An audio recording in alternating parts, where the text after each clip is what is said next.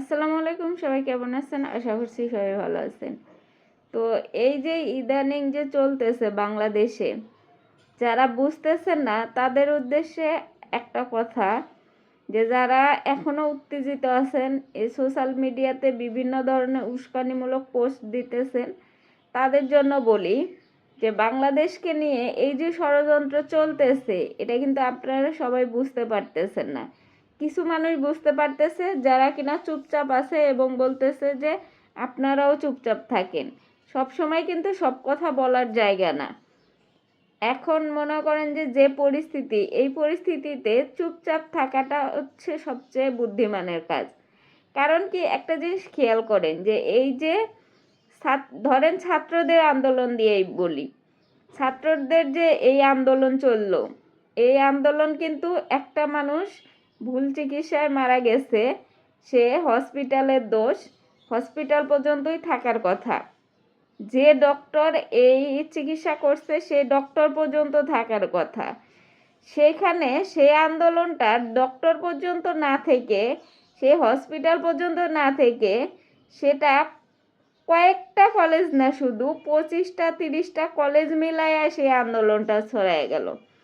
এবং এর পিছনে ষড়যন্ত্র কোথায় একটু ভাবেন, যে একটা কলেজে, একটা হসপিটালে একজন মানুষ মারা গেছে, ভুল চিকিৎসা হোক যেভাবে হোক, এটা কিন্তু প্রশাসনিকভাবে দেখার দরকার ছিল যে এটা আসলে সত্য মিথ্যা যাচাই করে এবং এই জিনিসটা তদন্ত করে এই জিনিসটা সুরাহা করা। যাই হোক, সেখানে কিছু ব্যর্থতা ছিল। আর এর পিছনে ইন্ধন দিছে কিছু দুষ্কৃতিকারীরা, এর পিছনে মনে করেন যে উস্কানি দিছে যে মারা গেল কেন, এর বিচার চাই, এর জবাব চাই। এর পরিপ্রেক্ষিতে গিয়ে এক কলেজ ভাঙচুর হলো, তারা আবার গিয়ে আর এক কলেজ ভাঙচুর করলো, তারা আবার গিয়ে অন্য কলেজ ভাঙচুর করলো। মানে এইভাবে ভাঙচুর হইতে হইতে লুটপাট কইরা এটা এটা তো হওয়ার ছিল না, কিন্তু এটা হয়েছে। এটার পিছনে কারণ কি? আপনারা ভাবতেছেন যে ছাত্ররা এগুলো সব কিছুই করছে।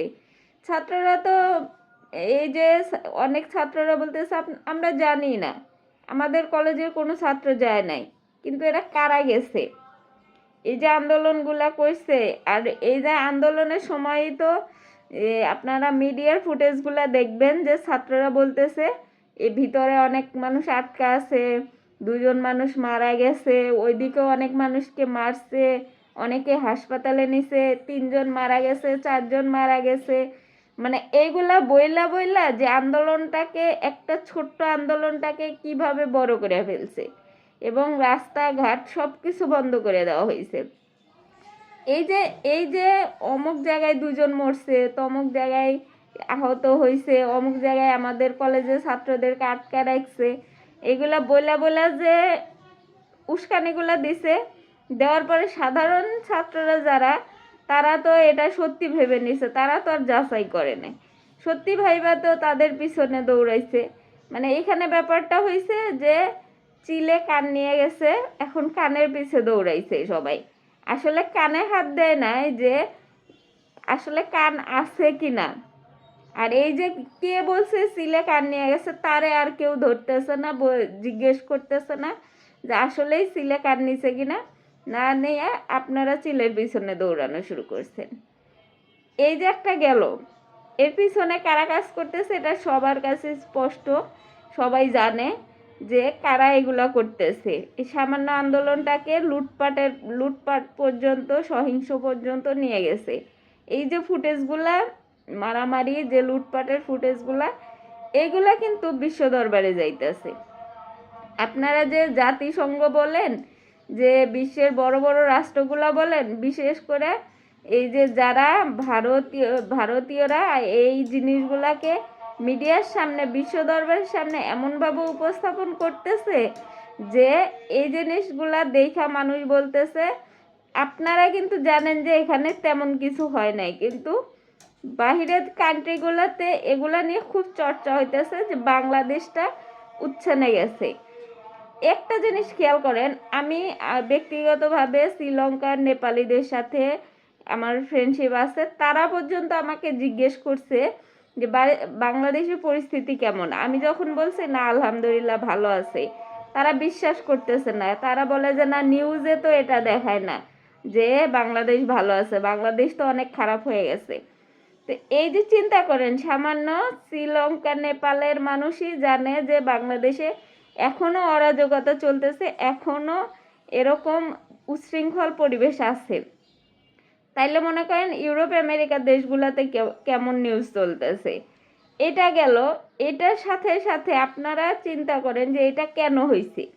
এটার সূত্র ধরে যদি বলতে চাই তাহলে খেয়াল করবেন যে এই যে লোনের নাম করে এতগুলো মানুষকে ঢাকা শহরে জড়ো করার চেষ্টা করা হয়েছে, যদিও তারা ব্যর্থ হয়েছে। এদিকে যে রিক্সাওয়ালারা আন্দোলন করতেছে, এদিকে আবার গার্মেন্টসের কর্মীরা আন্দোলন করতেছে। গার্মেন্টসের কর্মীদের আন্দোলন কি, 4 বছর আগে তাদের ফ্যাক্টরি বন্ধ হয়ে গেছে। সেই ফ্যাক্টরি এখন তারা তাদের বেতন ভাতা দাবি করতেছে, তাদের পাওনা টাকা দাবি করতেছে। তাদের পাওনা টাকা তারা দাবি করতেই পারে। এখন দাবি করতেছে মানে এমন দাবি যে তারা রাস্তা থেকে নড়তে দিছে না, রাস্তাঘাট পুরো ব্লক করে তারা আন্দোলন শুরু করে দিছে। এই যে একটা দিক। এখন এই মনে করেন যে রিক্সাওয়ালা, গার্মেন্টস শ্রমিক, ছাত্র, এদেরকে উস্কায়া দিয়া এই 3 জায়গায় মনে করেন যে ঢাকা শহরের 3টা পয়েন্টে সব কিছু বন্ধ করে দিয়ে ওই দিক দিয়ে তারা লোক জড়ো করতেছে যে শাহবাগে লোন দেওয়া হবে, সেই অনুযায়ী লোক এনে এনে ঘাড়ি করতেছে। লোক জড়ো করার পরে তারা কি করত, তারা এইখানে একটা বিশৃঙ্খলা সৃষ্টি করত এবং পুরা ঢাকা শহর তারা ব্লক করে ফেলতো এবং তাদের ক্ষমতা অনুযায়ী তারা যা করতে পারে। সাধারণ মানুষকে আগে থেকেই তো মারছে, তারপরে তো জুলাই অভ্যুত্থানে তো সবাই দেখছে কেমনে মারছে। তো এরপরেও তারা তখন তো ক্ষমতায় ছিল, এখন তো তারা ক্ষমতায়ও নাই। এখন তো তারা দেখতেছে যে এমনিও আমও গেছে, সালাও গেছে, দরকার নাই। মানে মানুষ মরুক বাঁচুক তাদের কোনো যায় আসে না। এই যে দেশের মধ্যে অরাজকতা সৃষ্টি করতেছে আর আমরা সাধারণ মানুষ মনে করতেছি যে ইউনূসের সরকার এগুলা সামাল দিতে পারতেছে না, ইউনূসের সরকার এটা পারতেছে না, ওটা পারতেছে না। কিন্তু ষড়যন্ত্রটা যে কোন দিক থেকে হইতেছে এটা আমরা মানে সাধারণ মানুষের মাথায় ঢুকতেছে না। কিন্তু আমাদের বুঝতে হবে যে এইগুলা যে ষড়যন্ত্র, এই যে এত আন্দোলন কিসের জন্য হইতেছে, হওয়ার তো কথা না। কারণ যেখানে সরকার নিজে বলে দিছে যে আপনাদের যৌক্তিক দাবি সবই মানা হবে, আপনারা মিটিল মিসিং করেন, সমস্যা নাই, শান্তিপূর্ণভাবে। কিন্তু এখানে যে মারামারি, লুটপাট, যে অহিংস অবস্থা, মানে যে আন্দোলন মানেই মানুষ মারামারিতে চলে যাইতেছে, এই যে কারা করতেছে এগুলা তো সবাই বুঝতেছে কম বেশি। এখন আমি এটা নিয়ে আরেকটা ভিডিও বানাবো যেটাতে আমি বলবো যে আসলে সরকারের কি করা উচিত। যে এই জায়গাগুলোতে কাজ না করলে দেশটা এমনিতেও তারা অর্ধেক মানুষকে মেরে ফেলছে আর অর্ধেক মানুষ আবার মেরে ফেলবে, এতে তাদের কোনো দ্বিধা নাই।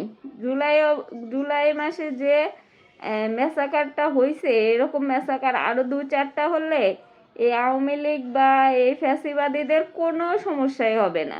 মানে তাদের কোনো অনুশোচনাও নাই যে তারা যেটা করতেছে সেটা ভুল করতেছে, তারা যেটা করতেছে সেটা সঠিক না, মানে এতটুকু অনুশোচনাও তাদের নাই। এখন এরই মাঝে আবার যে এই যে ইসকনের এই যে নেতাকে ধরা হইলো, এটা নিয়ে এখন কথা বলতে গেলে ভিডিও অনেক লম্বা হয়ে যাবে। এটা নিয়ে আরেকটা ভিডিও বানাবো, সবাই দেখার আমন্ত্রণ রইল। আর চ্যানেলটা পারলে সাবস্ক্রাইব করে দিবেন। সবাই ভালো থাকেন, আল্লাহ হাফেজ।